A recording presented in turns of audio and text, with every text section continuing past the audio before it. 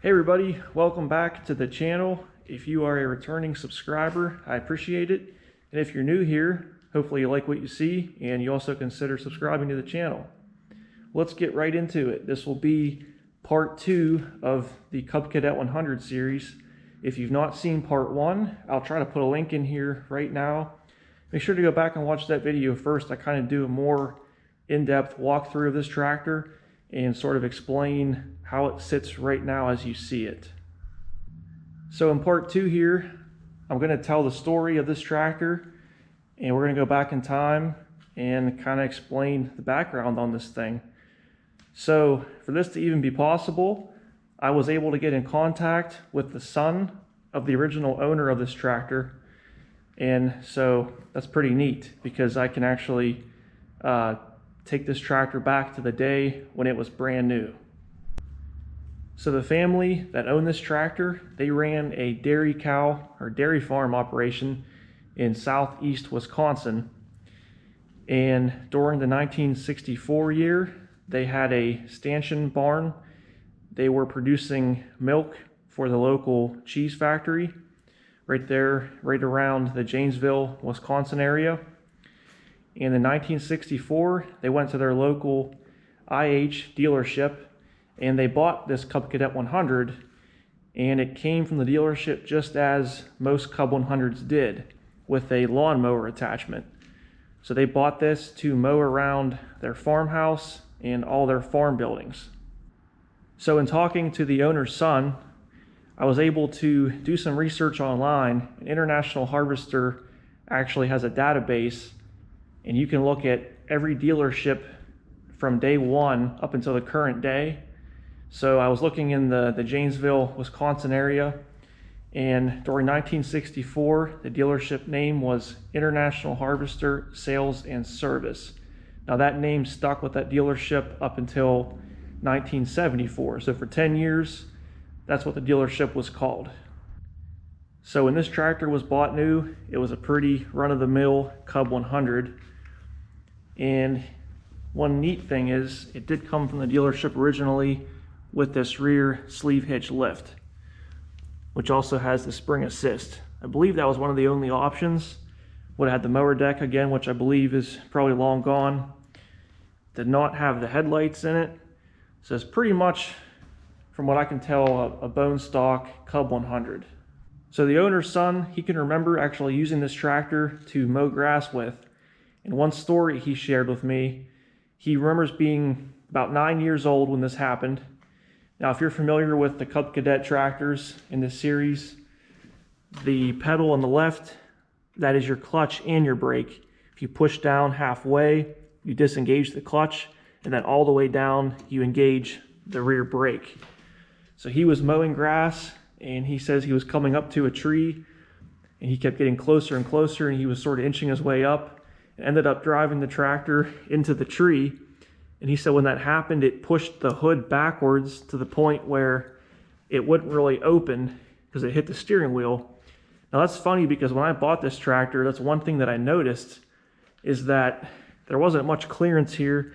And I don't think there is from the factory, but so maybe that bolt shifted and the hole kind of wore out. But you can see on the front here, on the left side of the hood, you can sort of see that the front of the hood is sort of rolled back. So that's probably where that happened. It hit the tree right there. Again, he was roughly 9 years old. Just a funny story. So they used this tractor to mow grass for only a couple years. During 1966, the local cheese factory went bankrupt. That's where most of the dairy products or the milk from the farm went. And also their barn cleaner system, which they had a 40-foot by 100-foot stanchion barn. The barn cleaner system was just about wore out by that point. So real quick, it's pretty interesting, I think. I've never actually seen one of these systems in person, but a lot of these dairy barns back in the day had a barn cleaner system. It was pretty much just an open channel in the concrete floor that was formed in from day one. There's a motorized chain with paddles, and you would shovel the manure into that channel, and those paddles would carry the manure outside the barn, where it was then loaded on a manure spreader. So when those two things happened in 1966, the family decided to get out of the dairy farm business. They sold off their dairy cows and they got into the beef cattle business. So right around, again, 1966, they actually went back to the dealership in Janesville, Wisconsin, and through International Harvester, they purchased this Danco RD-1000 front loader. So the tractor would have been built in Louisville, Kentucky, which was about 400 miles away from Janesville, and then the loader was built in Tulsa, Oklahoma, which was over 700 miles away. So both pieces ended up being shipped to the same dealership in Janesville, Wisconsin. So whether or not the tractor was sent back to the dealer and the loader was dealer installed, or the family went and picked up the loader and installed it themselves, that detail is not known. But from 1966 up until 1976, the family used this tractor to clean out their barn. Now, they told me that they opened their barn up, they took down a lot of the stanchions, sort of opened the floor up of the barn some. They never had so many cattle that they were constantly cleaning out the entire, square footage or the area of that barn. But as you can imagine, a 40-foot by 100-foot barn is a huge barn for a garden tractor. But he said they used this thing hard, again, for 10 years. And he said that the manure spreader they had, which was an international manure spreader, this tractor, when you picked the bucket all the way up and you dumped it, it barely cleared the side of the spreader. So that's pretty neat. Not many of these garden tractors, I would guess, would have been used sort of in a more farm application like that, for such a long time period. So right now, as you see it, I have wheel weights on here, and you really need weights in the back to counterbalance this tractor, or to counterweight it, because to get a full bucket of manure or gravel, that rear end is way too light. So they never had wheel weights on this tractor. What they had was something, it was called a limestone grinder blade, probably just some old piece of equipment that was laying around the farm that they put to good use. So I'll show a picture here that the owner's son sent me. It's roughly a 2-inch thick slab. It was as wide as the back tires on the tractor, and it had one hole in the middle. So that hole, they slid that over top of this top link on the sleeve hitch. And he said that only, added minimal length to the tractor, but it added about 200 pounds. So they used that heavy steel grinder blade as counterweight on this tractor. So he said they had International Harvester farm tractors, so they would have used this tractor, again, to clean out the barn, load the manure spreader, and then they spread the manure with a larger farm tractor. So I was lucky enough to get the operator's manual for the tractor. I'm very glad that stayed with the tractor through the second owner.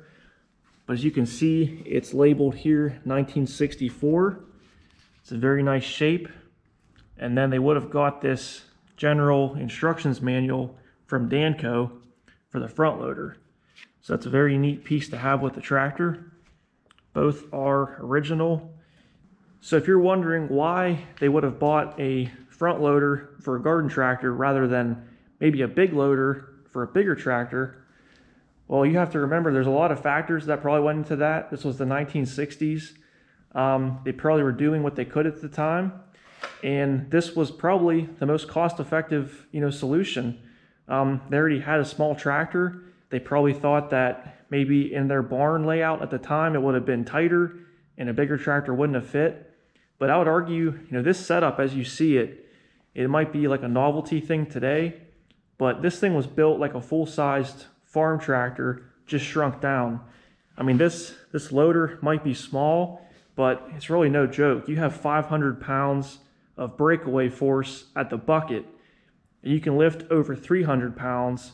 So I think if you would fill that bucket with manure, it would have no problem picking that up. I've had stone, 2A gravel in that bucket, a full bucket, and I can pick it up with no problem.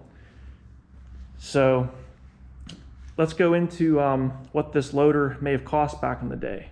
So I found this price sheet from Danco, which is pretty neat. So the loader for this tractor, again, is an RD-1000. The loader itself weighs 225 pounds. That does not include the bucket. And the original suggested dealer price back in the day would have been roughly $257. So in today's money, that's roughly $2,400 or so. So it's no small price, but definitely probably a lot less expensive than a loader on a full-size tractor. So this tractor has the standard work bucket on it. And again, if we go back to the price sheet here, a work bucket had the model number RD-1001, weighed about 72 pounds, and would have cost about $36 back in the day, which is roughly $350 for today. So I thought that was neat to sort of see what that loader may have cost back in the day. At some point here in the future on another video, I'll go into more details on the construction of this loader and go into some of the details on some of the other attachments they had for this. But this was, I think, the most standard option was this standard work bucket for that loader. One thing here I'll note, this tractor does not have the front bumper. I believe that was another option. And I think most of these would have had these brackets standard, these plate brackets on the side. It does have the angle mounts here, but there's no evidence of any holes or welds where that front bumper would have been. So again, I'd like to make one of those in the future just to try to complete this tractor a bit more. But let's go into the next detail. So probably the neatest part of the story has to do with these two levers right here. So this back one, that's the hydraulic control lever that goes right into the spool valve. You pull that back to raise the bucket, and you push it forward to lower the bucket. This lever is the bucket trip. So because this has no hydraulic cylinders for the bucket tilt, it's only a trip action for the dump. You push this forward.